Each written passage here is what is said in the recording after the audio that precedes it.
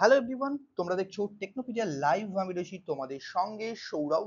আজকের এই ভিডিওতে তোমাদের সঙ্গে নিয়ে চলে এসেছি সবার প্রথম একটি ইনফরমেশনাল আপডেট, যেটি হচ্ছে state medical faculty of West বেঙ্গলের যে প্যারামেডিক্যাল কোর্স, সেই প্যারামেডিক্যাল কোর্সের যে আপডেট, সেই আপডেট নিয়ে আমরা চলে এসেছি আজকে। এবং এক্ষেত্রে তোমরা দেখতে পাচ্ছ আমি এখন রয়েছি ওয়েস্ট বেঙ্গল স্টেট মেডিকেল ফ্যাকাল্টির যে অফিসিয়াল ওয়েবসাইট, সেই অফিসিয়াল ওয়েবসাইটে এখানে তোমাদেরকে দেখিয়ে দেব যে তোমাদের এই যে কাউন্সেলিং রিলেটেড সমস্ত ইনফরমেশনস এবং যে ইম্পর্টেন্ট পয়েন্ট যেগুলো রয়েছে কাউন্সেলিং এর আগে তোমাদের যেগুলো জেনে নিতে হবে, সেই সমস্ত আপডেট দেবো আজকের ভিডিওতে। ভিডিওটাকে কমপ্লিট দেখতে থাকো। এছাড়া তোমাদের BSc nursing, জেনপাস Yuji, GNM, ANM related বিভিন্ন ধরনের educational update, informational update, jobs information পেতে অবশ্যই চ্যানেলটিকে সাবস্ক্রাইব করতে ভুলবে না। তো দেখো, তোমাদের এই যে কাউন্সেলিং প্রক্রিয়া, state medical faculty of West বেঙ্গলের যে বা প্যারামেডিক্যাল কোর্সে অ্যাডমিশনের কাউন্সেলিং প্রক্রিয়া, তোমাদের র্যাঙ্ক কার্ড অলরেডি তোমরা ডাউনলোড করে নিয়েছো।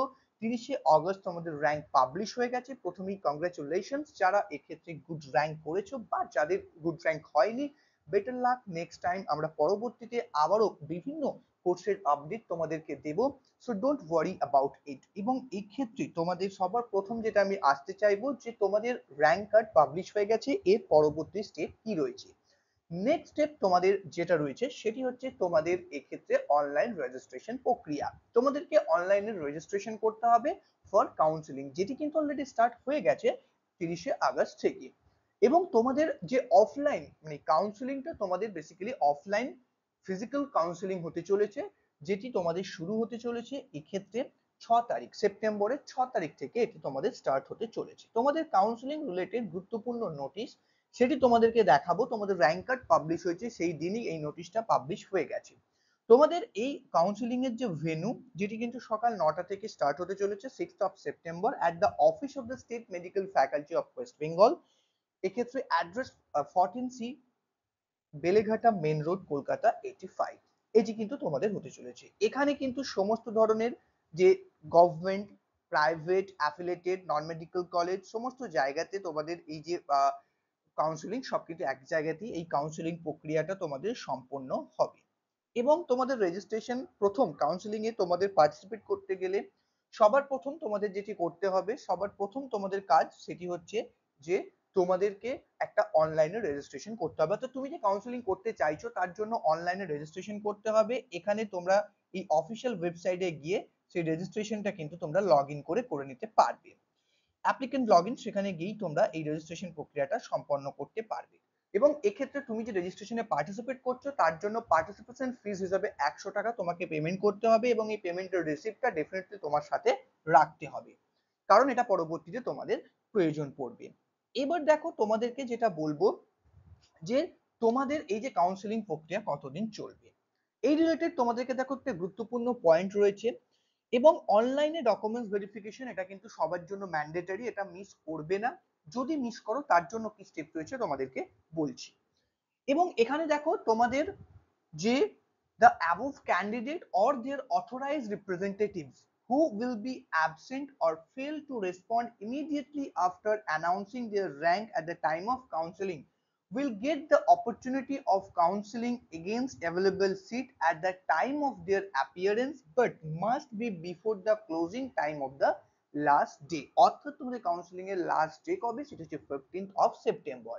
এক্ষেত্রে কিন্তু ধরো তুমি নিজে যেতে পারছো না, আমি আমার কাউন্সিলিং আমি নিজে যেতে পারছি না, সেক্ষেত্রে কিন্তু তোমার হয়ে তোমার পেরেন্টস বা কেউ অথরাইজেশন লেটার, এখানে যে প্রফর্মা দেওয়া আছে এই প্রফর্মা অনুযায়ী অথরাইজেশন লেটার নিয়ে গেলে তোমার হয়ে অন্য কেউ তোমার বিহাফে কিন্তু কাউন্সিলিং এ পার্টিসিপেট করতে পারবে। এবং এই অথরাইজেশন লেটার কোথায় পেয়ে যাবে, তোমাদের ইনফরমেশন বুলেটিন, যেটা প্রথম পাবলিশ হয়েছিল যখন অ্যাডমিশন নোটিশ বেরিয়েছিল, সেই ইনফরমেশন বুলেটিনে তোমরা পেয়ে যাবে পেজ নাম্বার 17-এ। এক্ষেত্রে তোমাদের এই যে ডেডলাইনের মধ্যে যেতে হবে।